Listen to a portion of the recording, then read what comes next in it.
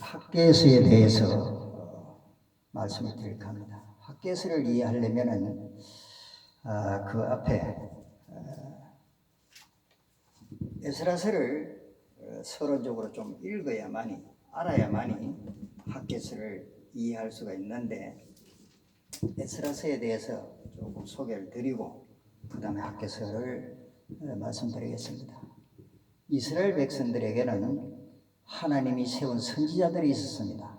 그래서 선지자들이 하나님의 말씀을 바르게 외치니까 거짓 선지자들이 우후죽순처럼 나타나서 거짓 선지자들이 평안을 외치고, 하나님의 선지자는 하나님 말씀을 그대로 외쳤습니다. 그래서 제가 언젠가 말씀을 드린 바 있습니다만은, 교회 목사가 설교도 하고 교인들을 또 이렇게 신방도 다니고 이렇게 하는 것은 어떤 의미에서는 하나님 말씀을 바르게 전가하는데 좀 어려움이 있겠다, 저 나름대로 그런 생각을 했습니다. 제가 지금 목회를 안 하니까 말이죠, 장로님이 앉아 계신데 장로님이 상처받을 수 있는 하나님의 말씀을 전한다면 마음이 평안치를 못할 겁니다. 왜? 저 장로님이 이 시험 받아서, 혹은 또 권사님이, 집사님이, 기둥 같은 집사님이 시험 받아서 교회 출석을 안 하거나 또 뭐 이렇게 믿음이 약해지면 어떡할까? 그러면 듣기 좋은 말만 해야 되는 거예요. 뭐 병 고친다, 축복 받는다, 뭐 축복을 제일 많이 말하더만요. 그리고 뭐 이렇게 하면은 뭐 잘 된다, 뭐 자손이 잘 된다. 하나님 앞에서 책망받는 설교는 별로 안 하더라고요. 하나님의 말씀은 우리 믿는 사람들에게 바르게 신앙생활을 하려면 이렇게 해야 된다고 하는 책망과 우리에게는 권면의 이런 말씀들도 많이 있는데, 뭐 이렇게 축복받는다, 이렇게 해야 뭐 잘 된다, 뭐 이런 내용만 전하려면은 성경을 어떻게 전할 수가 있냐. 그래서 말씀 증거하는 목사는, 말씀 증거하는 선지자의 어떤 책임을 감당하고 있는 목사는 교회 신방도 나가지 말고 교인들하고 상담 그런 것도 하지 말고 그냥 성전에서 성경만 읽고 말씀만 증거할 수 있는 그런 교회가 되어지 않을까. 왜? 그 다음에 담임 목사님은 교회를 모두 두루 살펴서, 교인들의 뭐 교구나 구역이나 어떤 데 가서 어떤 분이 상처받았고 뭐 장례식도 결혼식도 가야 되고 무슨 또 뭐 총회도 노회도 가야 되고 설립 예배도 가야 되고 너무 많으니까 이런 데 대해서는 때로는 부목사, 때로는 담임 목사가 다니고, 성경 전하는 목사는 하루 종일 내가 피곤한데 내일 새벽기도 넣어야 되고 언제 성경을 보겠어요? 언제 연구하겠냐고. 물론 그냥 읽어도 이해가 되는 부분도 있지만 목사님이 살을 붙여 해석을 해야만 이해가 되는 부분이 있어요. 그 말씀 전가하는 분은 그냥 깊이 말씀을 어떻게 하면은 이 소화할 수 있을까, 잘 받을 수가, 이해할 수가 있을까를 생각해서 말씀을 전가하는 사역자가 따로 있어야 되지 않을까. 왜? 성도들의 신앙이 성경 중심으로 성장하려면 모든 것을 잘 알아야 되는데, 목사님들이 뭐 듣기 좋은 말만 하다 보니까 그것만 듣고서 다른 말씀은 다 그냥 배우지도 못하고 듣지도 못하고 그렇게만 믿음의 생활을 하면은 그 믿음이 과연 하나님이 원하시는 바른 믿음이 될 수 있을까? 그 요한계시록 11장에 보면은 말씀으로 갈대 같은 것으로 지팡이로 우리 믿음을 경배하는 자들의 믿음을 청량한다는 말이 있거든요. 요한계시록 11장 1절에 보면 우리를 청량한다고 그랬어요. 에베소서 2장 22절에 보면은 우리 한 사람 한 사람이 성전으로, 하나님이 거하실 성전으로 지어져 간다 그랬어요. 모난 것을 다 깎아가지고 하나씩 지어져 간다. 사이즈가 안 맞으면 그냥 버리는 거죠. 더 깎아야 되는 거죠. 또 너무 작은 것도 안 되는 거고, 딱 맞아야만이 건축을 할 수가 있는 것과 같이 요한계시록에서는 청량을 한다. 청량하는데 참 말씀으로 청량한다는 거죠. 자, 거짓 선지자들이 이렇게 많이 나타난 그 시대에 하나님의 종 에레미야 선지자가 앞으로 우리는 바벨론에 끌려가서 70년간 포로 생활을 하다가 70년 후에 해방된다고 했습니다. 그렇게 외치니까 에르미야 선지자에게 돌을 던지고 거짓 선지자들은 평안하다 평안하다 하니까 크게 가서 막 사람들이 호응이 좋았습니다.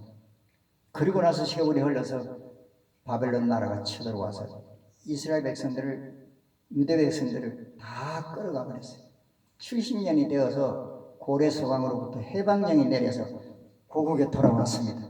고국에 돌아온 내용이 에스라서의 서론적으로 나오고 학개서에 이제 본론으로 나오게 되는데, 성전을 이제 건축하려고 하니까 성전이 다 무너졌어요. 그래서 제사장들과 레위 사람들이 모여서 하나님의 먼저 제사를 드리고 이제 이튿날부터 성전을 건축하려고 했습니다. 성전 건축을 할 때 사람들이 막 통곡하고 울었어요. 에스라서 3장 13절에 보면 백성의 크게 외치는 소리가 멀리 들리므로 절거에 부르는 소리와 통곡하는 소리를 백성들이 분변치 못하였느니라. 성전 건축하는 걸 보고 즐거워서 우리도 하나님의 성전을 건축해서 하나님 앞에 이제 제사를 드릴 수 있구나 하는 것을 막 좋아서 소리 지르는 사람도 있었고, 과거에 솔로몬 성전이 아름다웠는데 지금 성전 짓는 것은 크게 비하면 너무 보잘것없어서 그래서 막 통곡하고 자신들이 잘못했기 때문에 이 성전이 다 파괴되고 결국 다시금 이렇게 짓는 것은 보잘것없는 하나님의 성전을 지어드리게 되는구나. 통곡하는 사람 울음도 크게 들렸어요. 이 소리가 너무 크니까 저 멀리 사마리아 사람들까지, 북쪽에 있는 사마리아 사람들, 저 왜 큰 소리가 들리지? 사마리아 사람들이라 보니까 성경 건축을 하고 있거든. 그래서 성경 건축을 가서 의논해가지고 우리도 같이 하겠소 하고 대표자들이 찾아왔습니다. 그때 이 유다 사람들이 당신 사마리아 사람들하고 같이 건축하는 것을 우리는 원치 않습니다. 당신들은 당신들 나름대로 하나님의 전을 만들어서 혹은 하나님께 제사를 드리세요. 우리는 우리끼리 전을 지어서 하나님께 예배 드리겠습니다. 그랬습니다.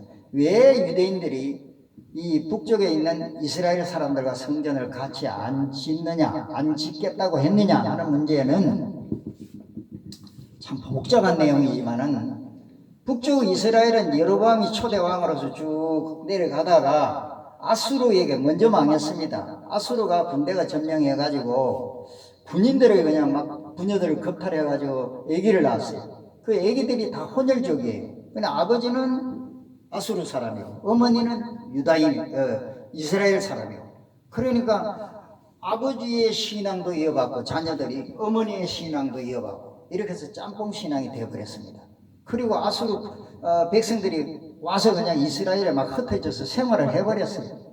이쁜 여성이 있으면 그냥 같이 살고 뭐 이렇게 살다 보니까 후손들이 그냥 완전히 그 신앙이 흐려져 버렸어요. 원래 여로보암 때부터 흐려진 잘못된 신앙에다가 아수르가 그 잡신들의 신앙이 돌아버리니까 완전히 신앙이 흐려진 건 사실이고, 유대인들도 또 그걸 알았고 하기 때문에 당신들의 그 혼혈적 혼합된 신앙과 우리는 같이 할 수가 없어 하고 반대했습니다. 그러자 이 사마리아 사람들이 화가 나서 돌아가서 뇌물을 정부에다가 주고 이 성전 건축을 하지 못하도록 금지령을 내리게 해버렸습니다. 그래서 성전을 건축하려고 하면 정부에서 못하게 하지, 사마리아 사람들이 다 무너버리죠. 지어놓으면 무너버리고, 이렇게 되니까 이스라엘 유다인들이 생각할 때 하나님의 성전 건축하는 것은 시기상조다, 지금 때가 아닌 것 같다. 그러니 차라리 우리가 성전 건축을 잠시 멈추고 우리 집을 먼저 짓자 해서 자기들의 집을 짓는데 주력했던 내용들이 성경에 기록되어지고 있습니다. 이제 학개서로 넘어오면은 학개서 1장 3절과 4절에 보면 제가 읽겠습니다. 학개서 1장 3절과 4절에 여호와의 말씀이 선지자 학개에게 임하여 가라사대, 이 전이 황무하였거늘 하나님의 성전이 황무하였거늘 너희가 이때에 판벽한 집에 거하는 것이 가냐. 학개 선지자가 이렇게 외쳤습니다. 하나님의 성전은 이렇게 무너져서 짓다가 중단한 이런 허물어진 상태에 있는데 너희들 집을 아름답게 짓는 것은 그 말이 되겠느냐? 이것이 신앙인이 할 일이냐? 이렇게 학교 선지자가 외쳤습니다. 자, 그리고 만약에 그렇게 한다면은 1장 6절의 학교서에 보면 너희가 만일 뿌려도 너희가 많이 뿌릴지라도 수입이 적으며 먹을지라도 배부르지 못하며 마실지라도 흡족하지 못하며 입어도 따뜻하지 못하며 일꾼이 삭설 받아도 그것으로 구멍 뚫어진 전대의 넣음이 되느니라. 7절에 나 만군의 여호와가 말하노니 너희는 자기의 소위를 살펴볼지라도 너희는 산에 올라가 나무를 가져다가 전을 건축하라. 하나님의 전부터 먼저 건축해라 그랬습니다. 자기 집의 일을 돌보니까. 오늘날 제가 학교에서 말씀드리면서 이 말씀 드리게 된 동기가 지난 밤에 가만히 생각하니까 지금 우리가 이 유대인들과 같은 입장에 비슷하게 처하지 않았을까? 왜? 바일라스가 여기 교회에 나가는 것을 예배를 반대하고 있어요. 그러니까 뭐 스마트폰이나 무슨 모니터를 가지고 이렇게 목사님들 설교를 듣는 줄 아는데 그것이 바른 정성된 예배가 될까? 저 나름대로 에베소서 2장 22절에 보면은 너희 몸은 하나님이 거하실 성전으로 지어져 가느니라 그랬습니다. 우리 몸은, 우리 영혼은, 우리 육체까지라도 하나님이 성령이 거하실 성전으로, 하나님이 거하실 성전으로 지어져 가느니라. 우리가 예배 드리러 가서 말씀을 들을 때, 찬송할 때, 기도할 때, 예배 드릴 때 내 자신의 잘못된 부분이 자꾸 잘려지고 깎여지고 이렇게 돼서 다듬어 가는 거죠. 성전으로 지어져 가느니라. 그리고 요한계시록 11장 1절에서 보면은 우리의 믿음을, 우리를 경배하는 자들을 청량한다 그랬어요.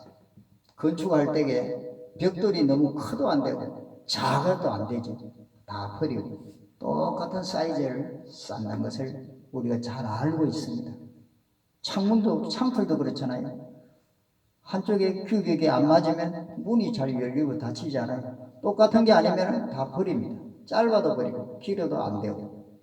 그래서 똑같은 것을 청량해서 잘라서 그것으로 사용하는 것처럼 하나님의 성전은 하나님의 말씀으로 다듬어진 벽돌 같은 우리 한 사람 한 사람으로서 지어져 간다. 그런 말씀이 에베소 2장 22절에 기록되고 있습니다. 그렇다면 오늘 우리가 이 성경 말씀으로 다듬어져서 지어져 가야 되는데 이 성경 말씀을 듣지 못하고 말씀을 때로는 스마트폰으로 듣는 분도 계시지만은 뭐 안 들을 수도 있어요. 교회 나가면 그 자리에 앉아 있으니까 억지로라도 다 들어야 되겠지요. 졸다가도 듣고. 자, 이럴 때 성경을 많이 읽으십시오.